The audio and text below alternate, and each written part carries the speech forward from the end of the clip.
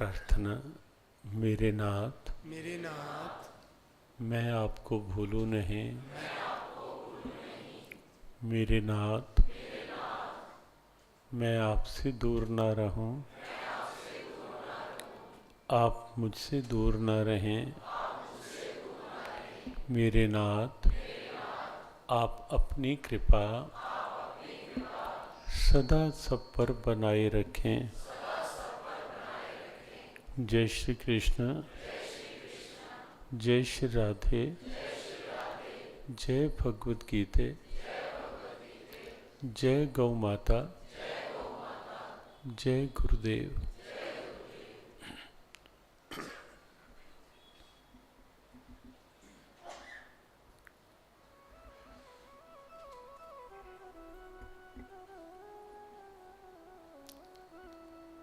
समय का अपना एक प्रवाह है।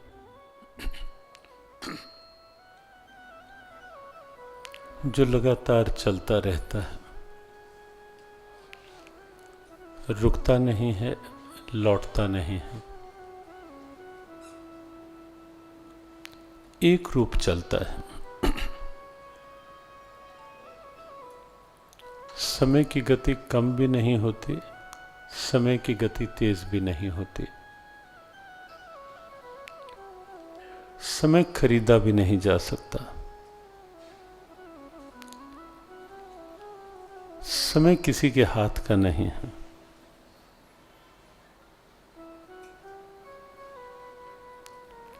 इतना अंतर अवश्य है कि जो कभी कभी ऐसा लगता है कि समय कभी जैसे बहुत लंबा सा हो जाता है, तो लगता है कि जैसे समय की गति कुछ थम सी गई है,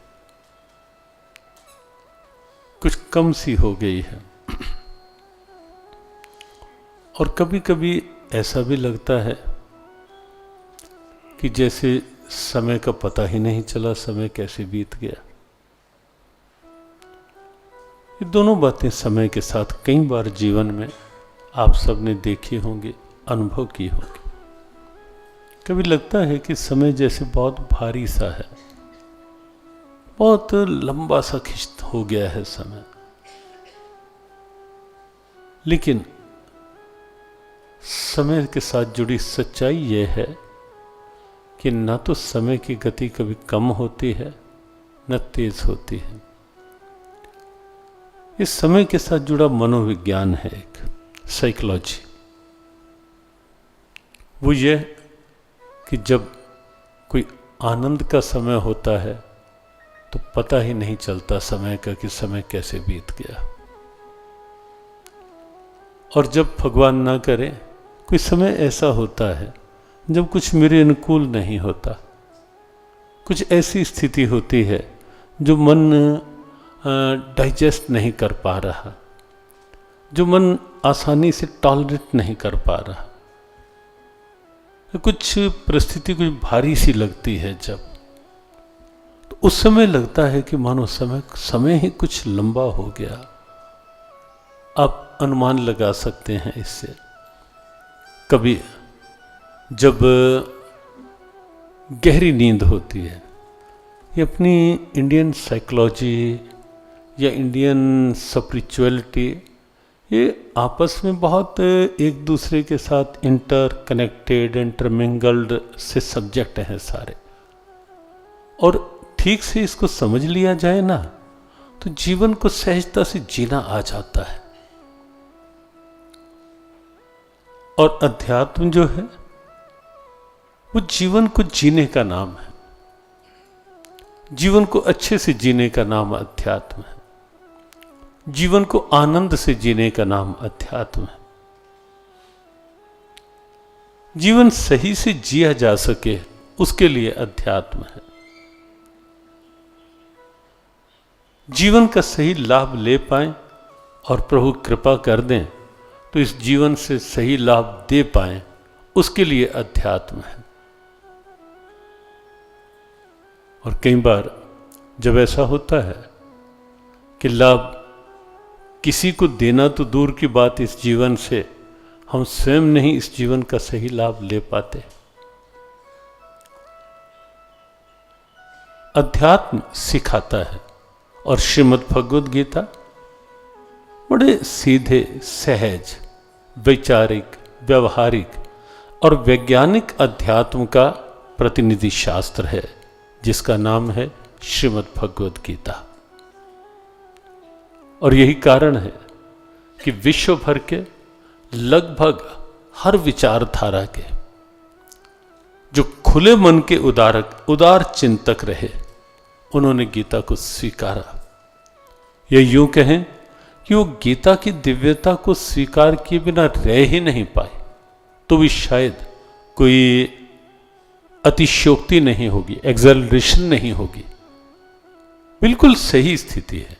भगवद गीता का चिंतन इतना उदार, इतना खुला, इतना मानवीय मूल्यों के साथ, ह्यूमन वैल्यूज के साथ जुड़ा हुआ है कि विश्व भर के चिंतकों को गीता जी को स्वीकार करना पड़ा, गीता जी के महत्व को। और हर विचारधारा की, हाँ, कुछ कुछ लोग ऐसे हो जाते हैं, वो हर क्षेत्र में, हर वर्ग में, हर विचारधारा में कहीं हो सकते हैं, हो जाते हैं, जिन्होंने ठान ही रखा होता है कि मैं ना मानूं। कई बार होता है ऐसा कि जिन्होंने निश्चित ही कर रखा होता है कि नहीं, मुझे नहीं मानना, मैं, तो वहां अलग बात है। लेकिन यदि मन खुला होगा तो गीता की उपादेयता स्वीकार होगी। अध्यात्म का दिव्य शास्त्र है गीता, और एक ऐसी दिव्यता अपने में लिए हुए है जहां अर्जुन 8वें अध्याय के प्रारंभ में भगवान श्री कृष्ण से प्रथम श्लोक में है एक प्रश्न करते हैं कि कृष्ण, मैं जानना चाहता हूं कि ब्रह्म क्या है, और साथ ही साथ मेरी एक जिज्ञासा और भी है कृष्ण कि अध्यात्म क्या है। और विश्व भर के चिंतकों को, स्कॉलर्स, थिंकर्स को चौंकाने वाला उत्तर देते हैं गीता के गोविंद, जब ये कहते हैं अक्षरम ब्रह्म परमम। ब्रह्म क्या है? वो अविनाशी सत्ता है, जिसका कभी नाश नहीं होता, जिसमें कभी परिवर्तन नहीं होता, और इसीलिए परमम वो श्रेष्ठ सत्ता है। लेकिन दूसरी बात जो कही कि अध्यात्मम, कृष्ण, अध्यात्म क्या है? भगवान कृष्ण कहते हैं स्वभावो अध्यात्मम उच्यते। भगवान ने यह नहीं कहा कि केवल मंदिर में जाना अध्यात्म है, या केवल ये क्रियाएं करना अध्यात्म है, यद्यपि ये सब अध्यात्म की पगडंडियां हैं, ये सब अध्यात्म के स्टेप्स हैं। मंदिर जाना, पूजा करना, अर्चना करना, वंदन करना, श्रवण करना, ये नवदा भक्ति में जब हम देखते हैं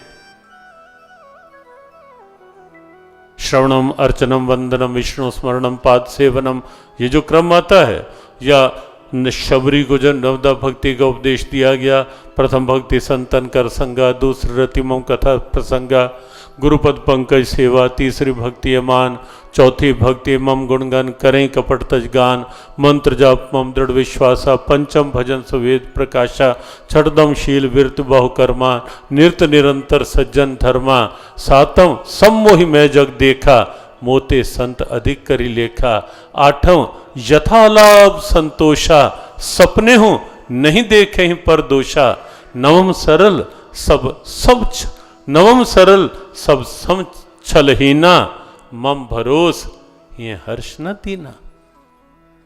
एक लय में प्रभु ने ये उपदेश दिया, और ये सारे के सारे साधन उस अध्यात्म तत्व में अपने आप को लाने के लिए। लेकिन अध्यात्म क्या है? अध्यात्म तो मेरा स्वरूप है, अध्यात्म तो मेरा स्वभाव है, अध्यात्म तो मेरा जीवन है, अध्यात्म मेरी चेतना है, अध्यात्म जिसके बिना जीवन जीवन ही नहीं। आप सोचें, चेतना के बिना जीवन जिया जा सकता है क्या?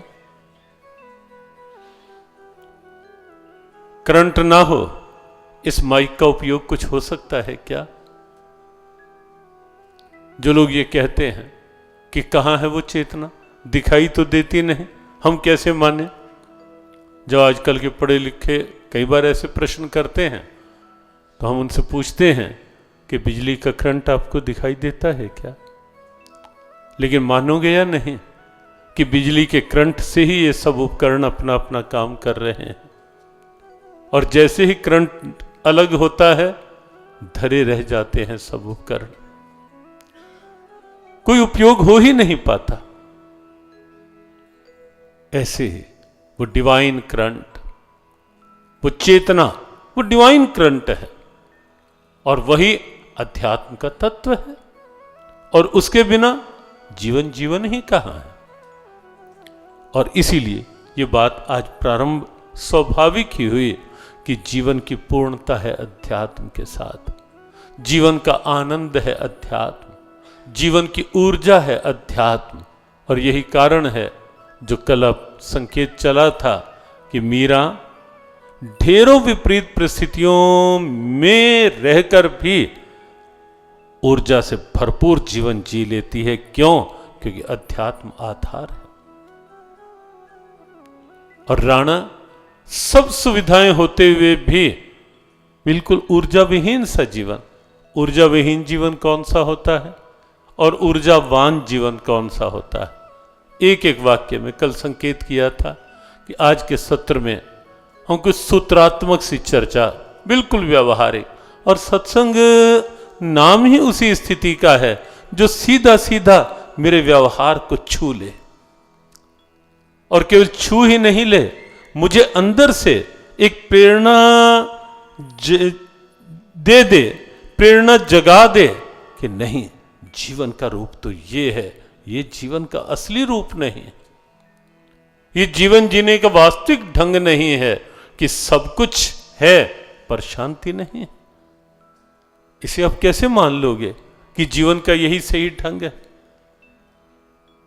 और कल की बात फिर से आपको स्मरण करनी होगी, कर लेनी चाहिए कि मीरा जब ये कहती है, मां मेरे गिरधर गोपाल दे दे और कुछ दे ना दे,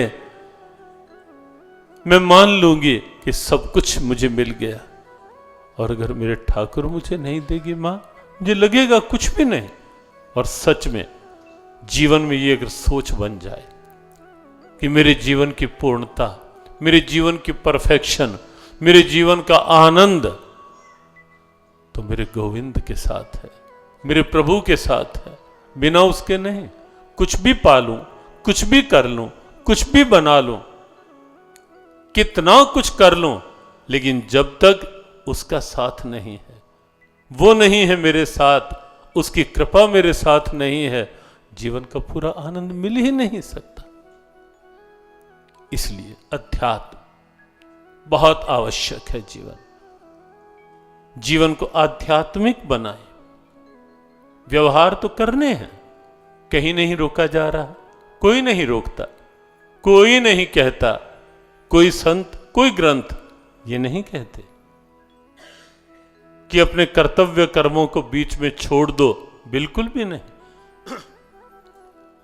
भगवद गीता को भी आप देखेंगे, बहुत से लोगों ने कुछ ऐसी भ्रांतियां सी गीता के साथ जोड़ने का काम किया कि भगवद गीता पढ़ेंगे तो कर्म त्याग की स्थिति हो जाएगी, काम क्या करेंगे फिर? ऐसा नहीं है।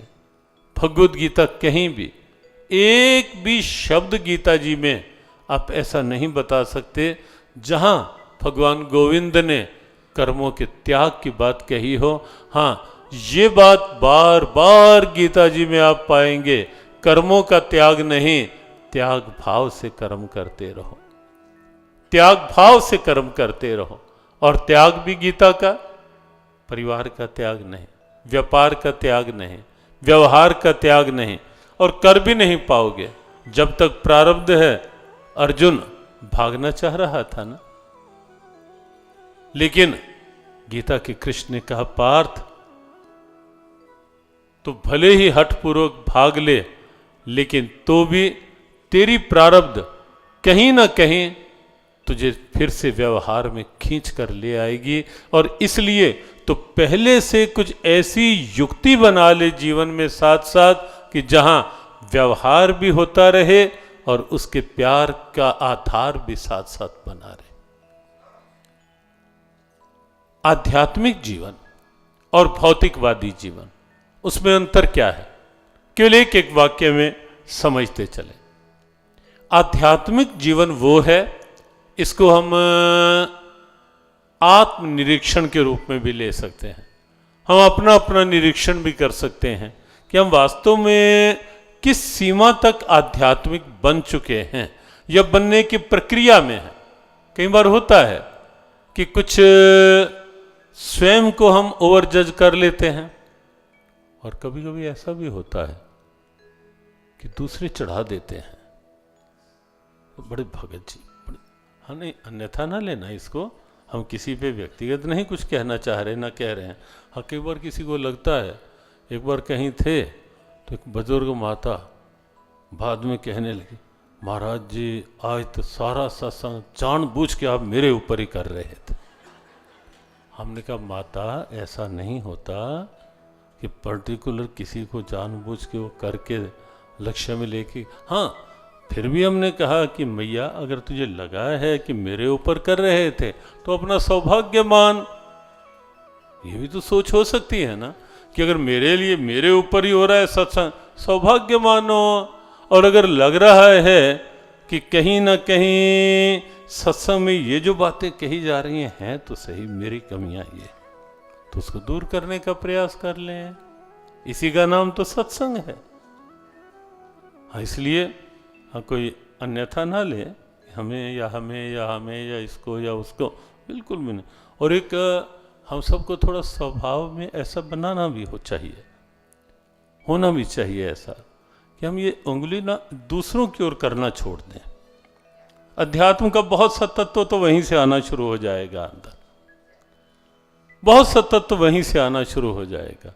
जब ये उंगलियां दूसरों की ओर करना छोड़ देंगे ना, वो ऐसी वो ऐसा, उसको उस क्या लेना। अपनी नबेड़ तेन होर नाल की, गठड़ी अपनी संभाल तेन चोर नाल की। हाँ भाई, अपनी संभालो, जीवन है, अपने आप को ही संवार लो, वही बड़ी बात है। कहाँ तक किस किस को देखते रहोगे, किस किस की कमियां ढूंढते रहोगे। तेरे फाने जो करे भलो बुरो संसार, नारायण तू बैठ के अपनो भवन बुहार। नारायण तू बैठ के अपनो भवन बुहार। थोड़ा थोड़ा बदलाव आ जाना चाहिए जीवन में। एक बड़े दिव्य संत भारत के पूज्य स्वामी शरणानंद जी महाराज, मानव सेवा संघ जिन्होंने प्रारंभ किया, प्रज्ञा चक्षु थे प्रारंभ से ही। कोई ग्रंथ नहीं पढ़े, लेकिन अनेकों संत, आनंदमयी माँ, पूज्य स्वामी खंडानंद सरस्वती जी महाराज, ऐसे ऐसे बहुत से संत, वो ये कहा करते थे कि स्वामी शरणानंद जी की वाणी से जो निकलता है वो अपने आप में एक ग्रंथ बन जाता है।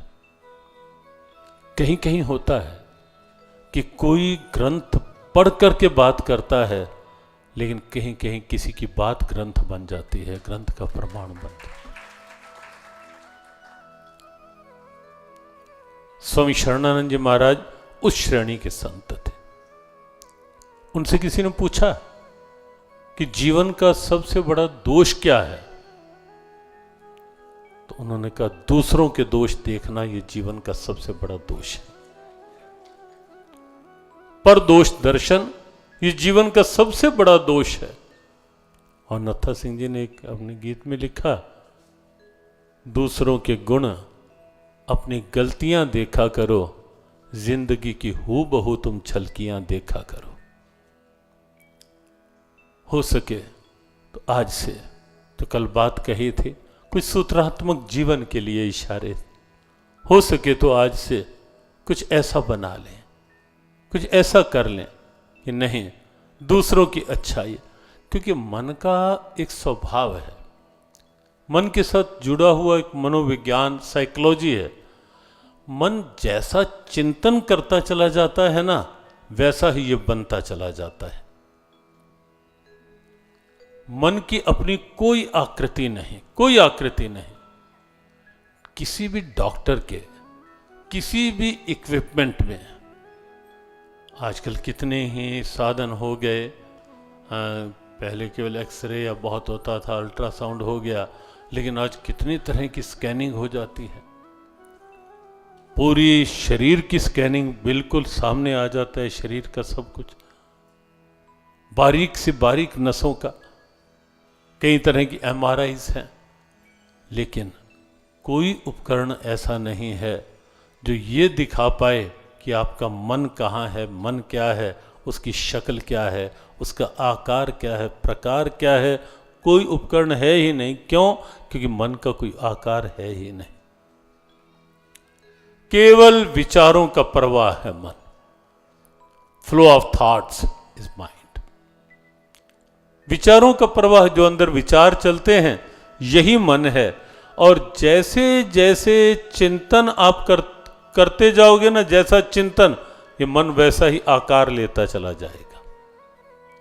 अब ये हमें सोचना है कि हमें मन को गुणी बनाना है या दोषों का घर बनाना है। अगर मन को दोषों का घर बनाना है, कमियों से भरते रहना है, तो दूसरों की कमियों का चिंतन करते रहो। खुली छूट, व्यासपीठ से खुली छूट दी जा रही है। अगर हम चाहते हैं कि हमारा मन कमियों का घर बन जाए, देखते रहो दूसरों की, लगे रहो इसी में। और अगर चाहते हैं कि नहीं, मेरा मन गुणों का आकार बने, कुछ ऐसा हो जाए कि मन सद्गुणों का आकार बन जाए, घर बन जाए, निवास बन जाए, तो दूसरों के गुण, अपनी गलतियां देखा करो। भगवान कृष्ण एक बार दुर्योधन को कहते हैं, दुर्योधन अपने राज्य में देख कर आओ और आकर बताओ कि कितने अच्छे लोग हैं। तो जाकर कुछ दिन बाद दुर्योधन आया, फिर पूछा भगवान ने, देखा है? कहा देखा है। कितने अच्छे लोग दिखाई दिए? कहा बस एक ही। तो इतने बड़े राज्य में एक ही अच्छा व्यक्ति दिखाई दिया? वो कौन? बिल्कुल तन के, आपके सामने ही तो बैठा है।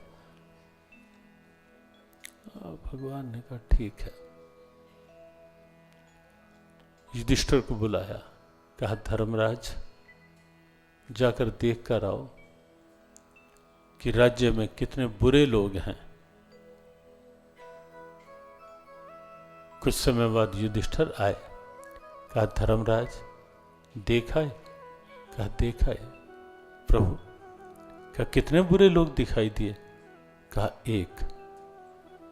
कहा इतने बड़े राज्य में एक ही बुरा व्यक्ति दिखाई दिया? कहा वो कौन है?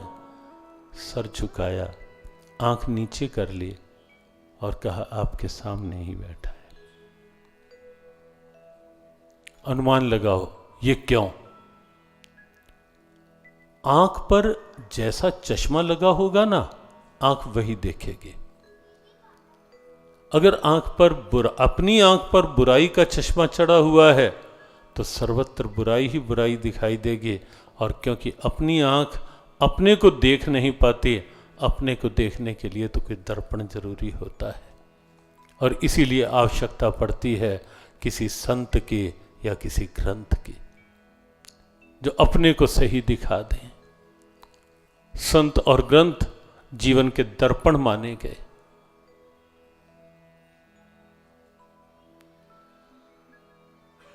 श्री गुरु चरण सरोज रज, निजमन मुकुर सुधा।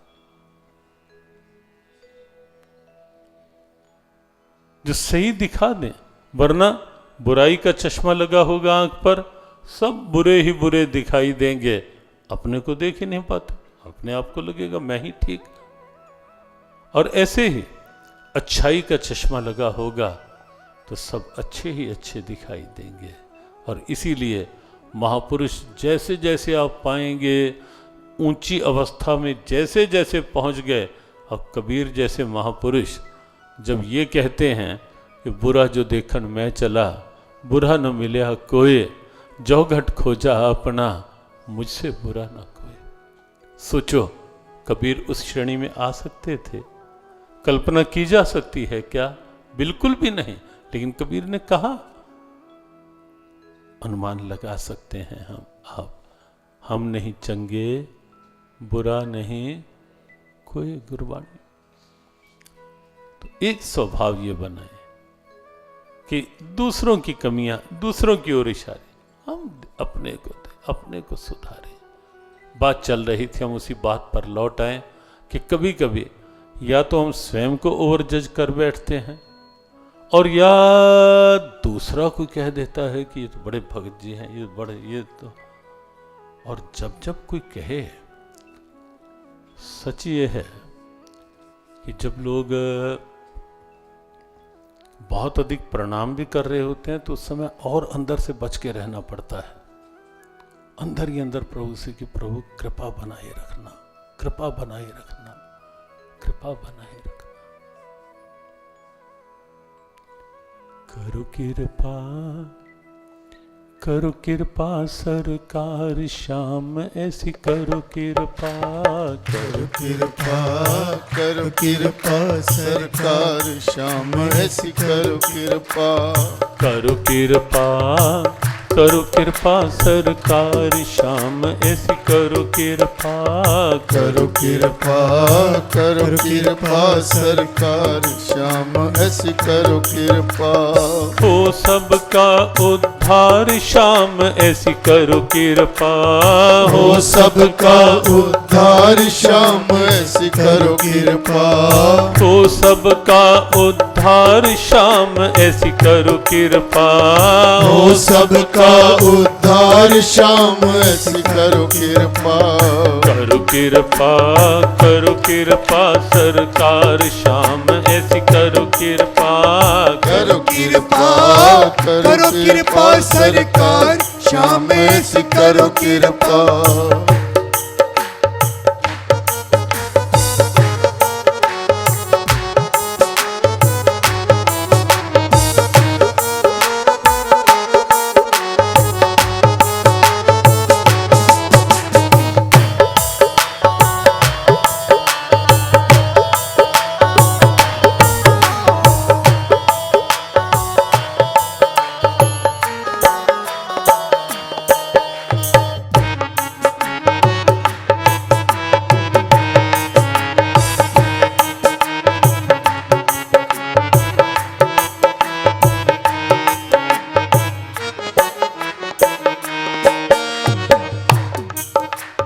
मोह माया का मिटे अंधेरा, यह जीवन हो जाए तेरा, ये जीवन हो जाए तेरा। मोह माया का मिटे अंधेरा, मोह माया का मिटे अंधेरा, ये जीवन हो जाए तेरा, ये जीवन हो जाए तेरा। मोह माया का मिटे अंधेरा, मोह माया का मिटे अंधेरा, यह जीवन हो जाए तेरा, ये जीवन हो जाए तेरा। सुन लो मेरी पुकार श्याम, ऐसी करो कृपा, सुन लो मेरी पुकार श्याम, ऐसी करो कृपा। सुन लो मेरी पुकार श्याम, ऐसी करो कृपा, सुन लो मेरी पुकार श्याम, ऐसी करो कृपा। करो कृपा, करो कृपा सरकार श्याम, ऐसी करो कृपा, करो कृपा, करो कृपा सरकार श्याम, ऐसी करो कृपा। करो कृपा, करो कृपा सरकार श्याम, ऐसी करो कृपा, करो कृपा, करो कृपा सरकार श्याम, ऐसी करो कृपा।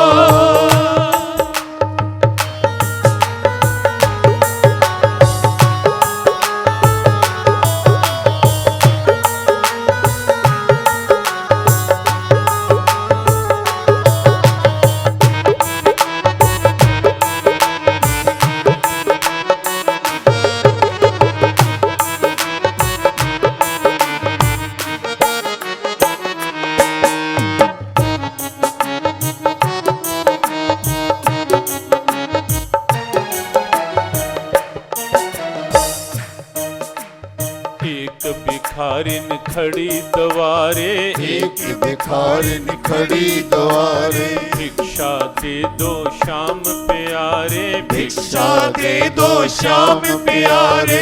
एक भिखारिन खड़ी द्वारे, एक भिखारिन खड़ी द्वारे, भिक्षा दे दो श्याम प्यारे, भिक्षा दे दो श्याम प्यारे। और भिक्षा में क्या चाहिए? और कुछ नहीं।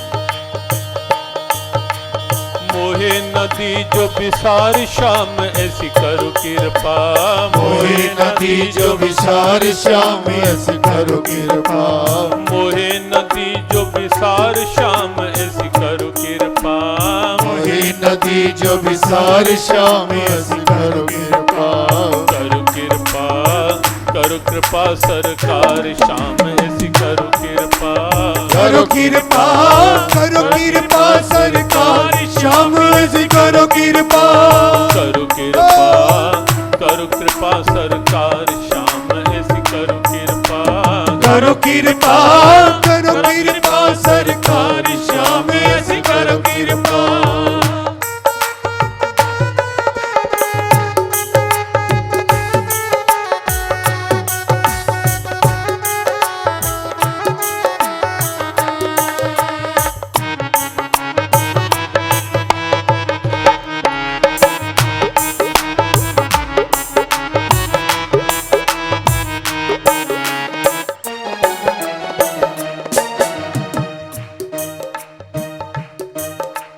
डगमग डगमग डोले नैया, डगमग डगमग डोले नैया, कृष्ण कृपा बिन कौन खिवैया, कृष्ण कृपा बिन कौन खिवैया, डगमग डगमग डोले नैया, डगमग डगमग डोले नैया, कृष्ण कृपा बिन कौन खिवैया, कृष्ण कृपा बिन कौन खिवैया, डगमग डगमग डोले नैया, डगमग डगमग डोले नैया, कृष्ण कृपा बिन कौन खिवैया, कृष्ण कृपा बिन कौन खिवैया, कि जो भव से पार श्याम ऐसी करो कृपा, कि जो भव से पार श्याम ऐसी करो कृपा, कि जो पार उतार श्याम ऐसी करो कृपा, कि जो पार उतार श्याम ऐसी करो कृपा, करो कृपा, करो कृपा सरकार श्याम ऐसी करो कृपा, करो कृपा, करो कृपा सरकार श्याम ऐसी करो कृपा, करो कृपा, करो कृपा सरकार श्याम ऐसी करो कृपा, करो कृपा, करो कृपा सरकार श्याम ऐसी करो कृपा, करो कृपा, करो कृपा सरकार श्याम ऐसी करो कृपा, करो कृपा, करो कृपा सरकार श्याम ऐसी करो कृपा। हो सबका उद्धार श्याम ऐसी करो कृपा, हो सबका उद्धार श्याम ऐसी करो कृपा, करो कृपा, करो कृपा सरकार श्याम ऐसी करो कृपा, करो कृपा, करो कृपा सरकार श्याम ऐसी करो कृपा, ओ श्याम ऐसी करो कृपा, श्याम ऐसी करो कृपा।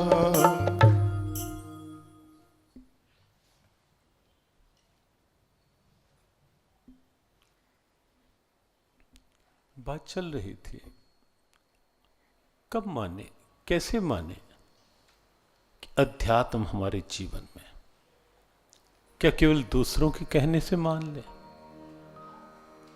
या स्वयं को बिना विचारे निर्णय करते रहें कि मैं तो बहुत नहीं। श्रीमद् भगवद गीता को साथ लें, श्रीमद् भगवद गीता की प्रेरणाओं को निहारें, देखें क्या मेरा स्वभाव आध्यात्मिक बन चुका है,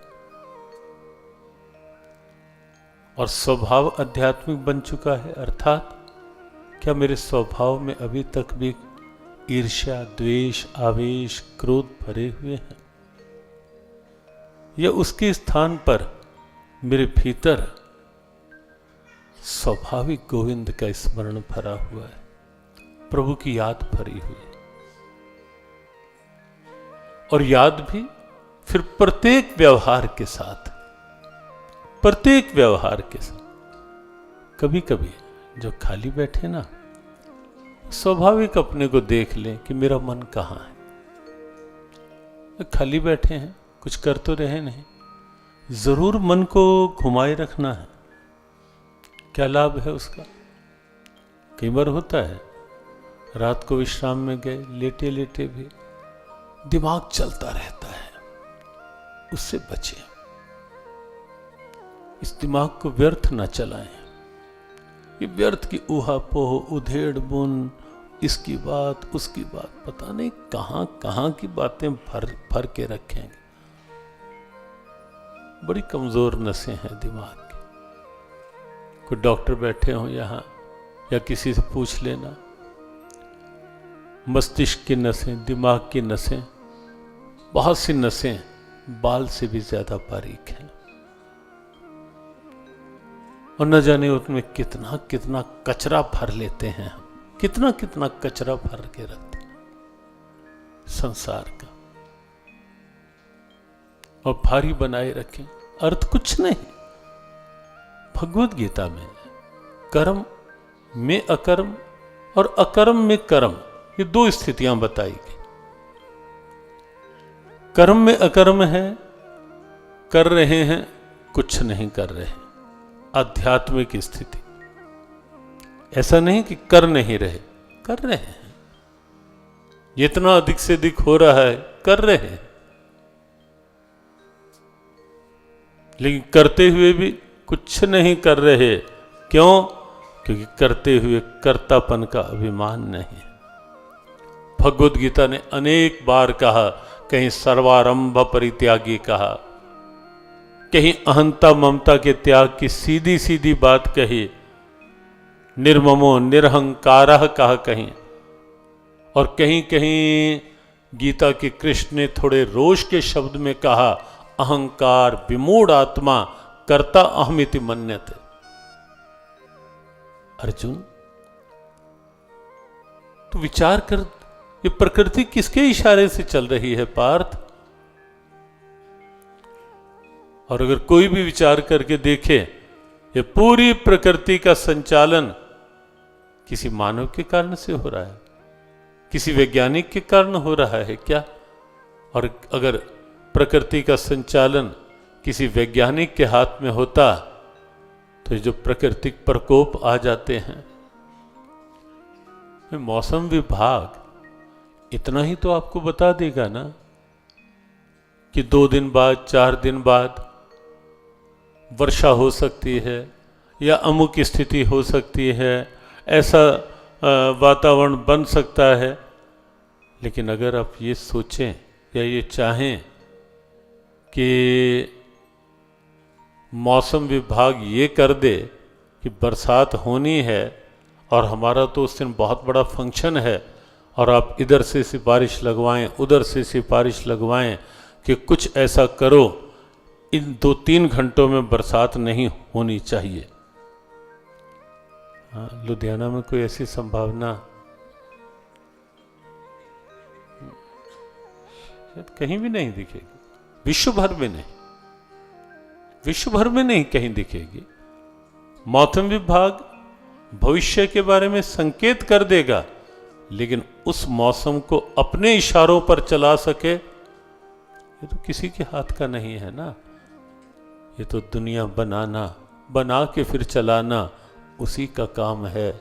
बड़ा जोरदार उसका इंतजाम है। रात को ही रात, प्रभात को प्रभात, शाम ही को शाम है। बड़ा जोरदार उसका इंतजाम है।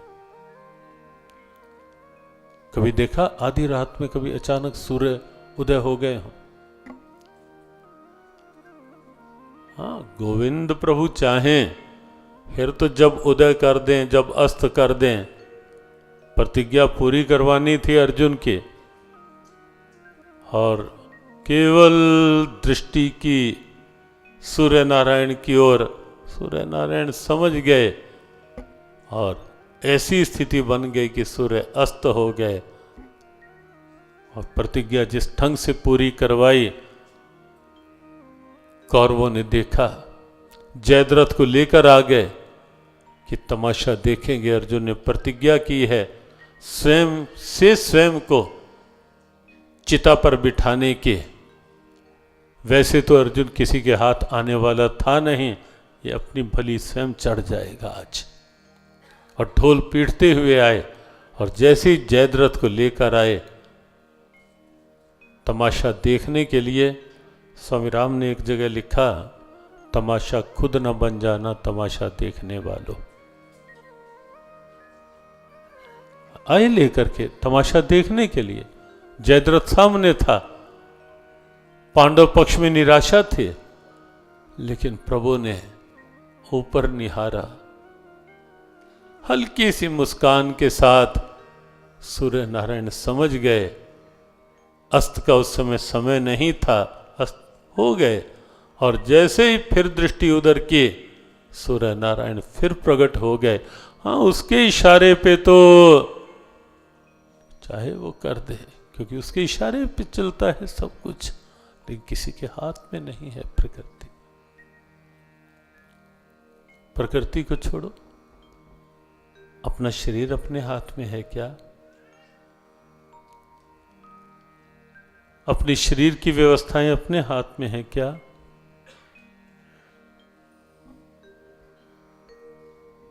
अब एक बड़े अच्छे डॉक्टर थे, अच्छा नाम, पीछे कुछ समय पहले पानीपत में अच्छा नाम, और हार्ट के अच्छे कार्डियोलॉजिस्ट भी थे। वो लोग सुबह अपने लॉन में ही सैर कर रहे थे और सैर करते करते बैठ गए और जय श्री कृष्ण हो गए। हाथ में था क्या?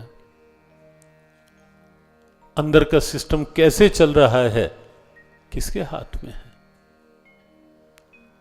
हमें तो यह भी नहीं पता कि अंदर नाड़ियां कितनी हैं, लेकिन नख से लेकर शिख तक बारीक से बारीक नस में भी लगातार ब्लड सर्कुलेट करना, रक्त का संचार करना कौन करवा रहा है? कौन करवा रहा है? ये श्वासों का चलना क्या हमारे हाथ में है?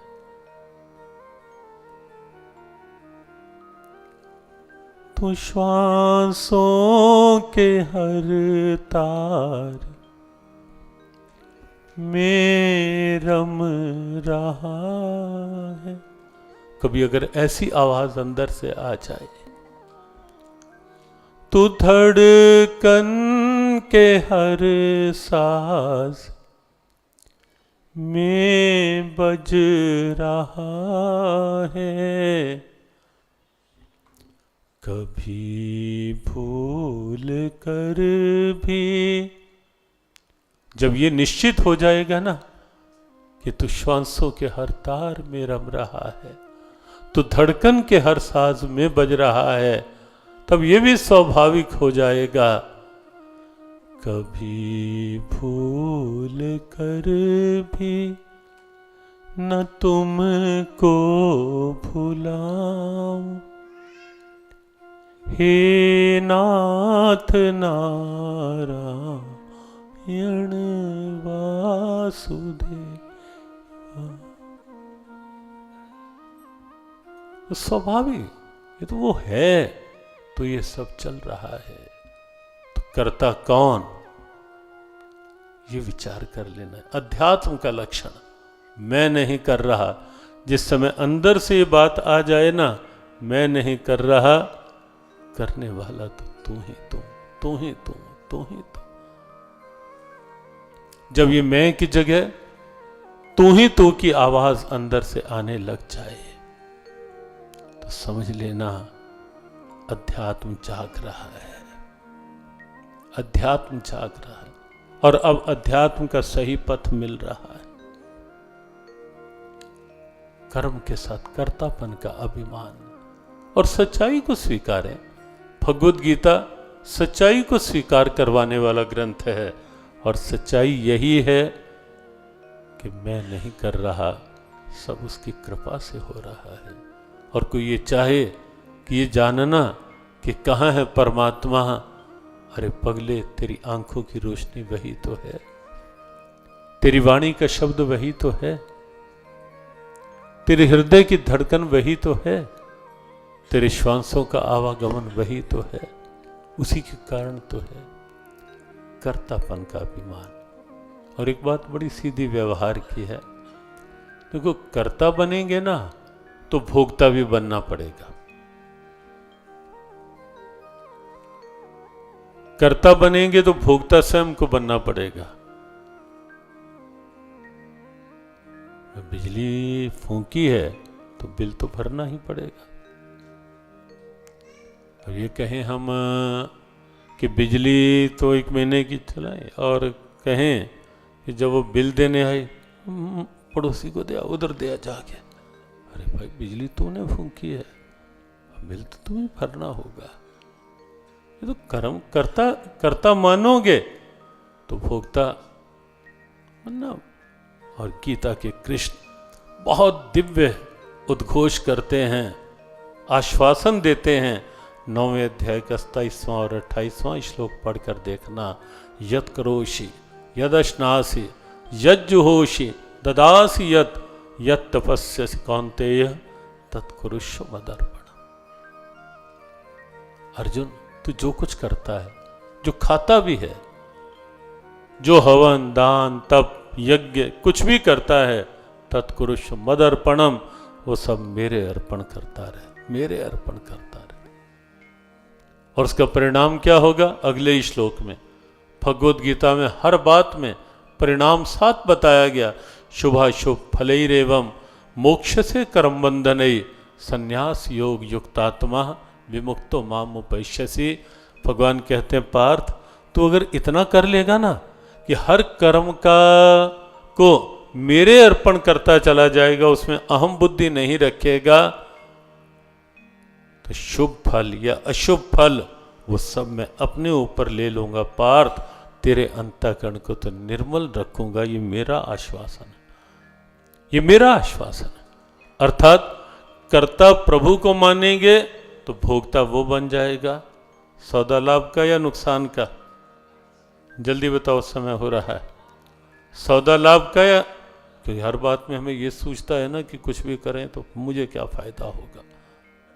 इसीलिए हमने कहा इसमें भी कभी कभी अपनी सोच को ऐसा बना लो कि जीवन जी रहे हैं, मैं अगर ये कर रहा हूं, इस ढंग का जीवन जी रहा हूं, इसमें मेरा लाभ है। हर बात में केवल व्यापारिक सोच नहीं, धन की दृष्टि से ही नहीं लाभ हानि को तोलो कि इससे मुझे क्या मिलेगा, इससे मुझे क्या मिलेगा। इस रूप में भी सोचो कि इस रूप में जीऊंगा तो क्या लाभ होगा, क्या हानि होगी। ऐसा एक जीवन बनाए।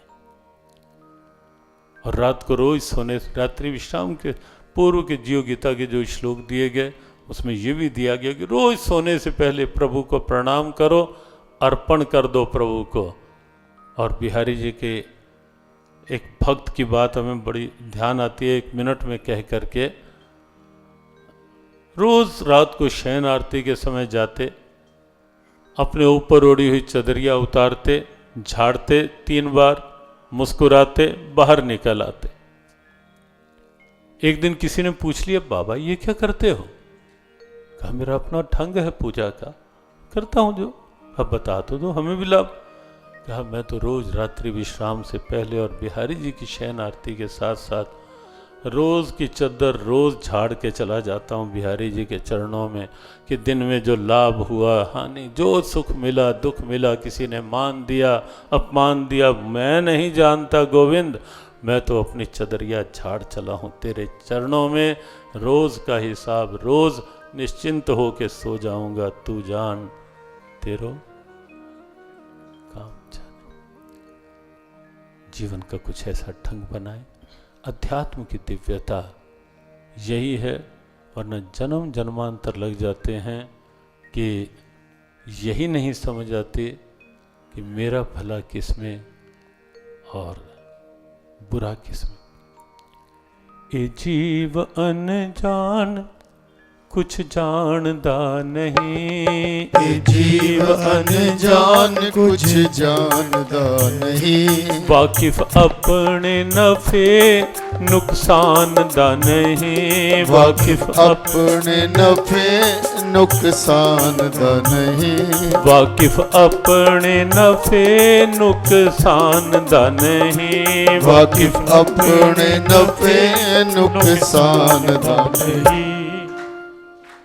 तू है सत चित आनंद, ए आनंद बख्श दे। तू है सत्य चित आनंद, ए आनंद बख्श दे। तू है सत चित आनंद, ए आनंद बख्श दे। तू है सत्य चित आनंद, ए आनंद बख्श दे।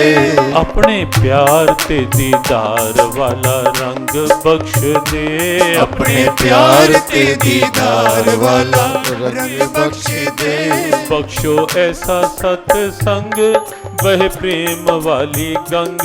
बख्शो ऐसा सत्संग बहे प्रेम वाली गंग। बख्शो ऐसा सत्संग बहे प्रेम वाली गंग।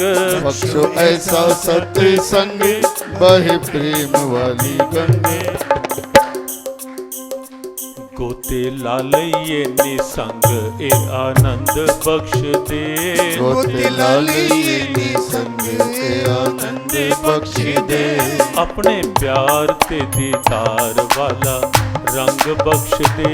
अपने प्यार ते दीदार वाला रंग बख्श दे। रहे मन बिच मूर्ति हमेशा आप दी। रहे मन विच मूर्ति हमेशा आप दी। रहे सूरत नु सूरती हमेशा जाप दी। रहे सूरत नु सूरति हमेशा जाप दी। होर छुट जान फंद, ए आनंद बख्श दे। और छुटे जान फंद, ए आनंद बख्श दे।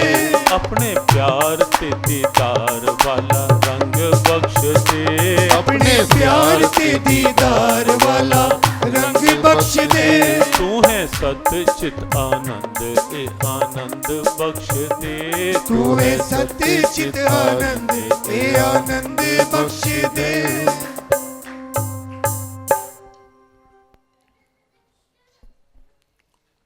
प्रयास करें अध्यात्म को ठीक समझकर उसे व्यवहार में लाने का। स्वाभाविक सी स्थितियां हैं अहम रहित जीवन के लिए।